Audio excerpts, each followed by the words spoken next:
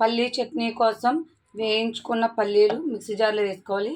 వాటితో పాటు 3 వెల్లుల్లి రబ్బలు, అలాగే 3 పచ్చిమిర్చి, ఇందులోనే సరిపడా కల్లుప్పు వేసుకుని ఇదంతా మిక్సీ పట్టుకోవాలి. ఈ విధంగా మొత్తం అంతా మిక్సీ పట్టుకోవాలి. చూసారు కదా, ఈ విధంగా మిక్సీ పట్టుకున్న తర్వాత మళ్ళీ తాలింపు వేసుకోవాలి. ప్యాన్ పెట్టుకుని ప్యాన్లో ఆయిల్ పోసుకుని ఆయిల్ బాగా వేడెక్కిన తర్వాత కరివేపాకు వేసుకోవాలి.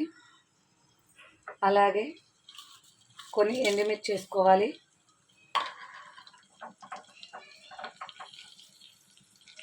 కొద్దిగా జీలకర్ర కూడా వేసుకొని బాగా వేయించుకోవాలి. ఆవాలు కూడా వేసుకోవచ్చు, నేను ఆవాలు వేయట్లేదు.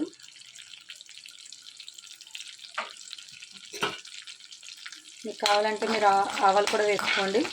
ఆవాలు వేసుకోవచ్చు, పచ్చెనపప్పు, మినపప్పు కూడా వేసుకోవచ్చు. నేను ఇవేమీ వేయట్లేదు, ఓన్లీ ఎండుమిర్చి, కరివేపాకు, జీలకర్ర. చూసారు కదా, ఈ విధంగా ఫ్రై చేసుకోండి. తాలింపు మొత్తం ఈ విధంగా వేగిపోయిన తర్వాత వీటిని మిక్సీ పట్టుకుని పక్కన ఉంచుకున్న పల్లి చట్నీలో వేసుకోవాలి.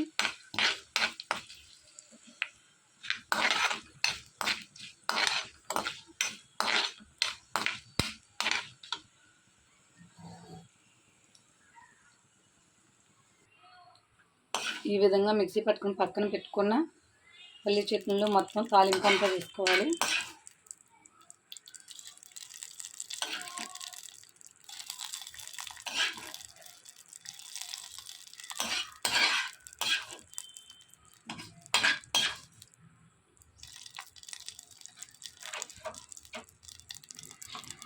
పల్లి చట్నీ రెడీ అయిపోయింది.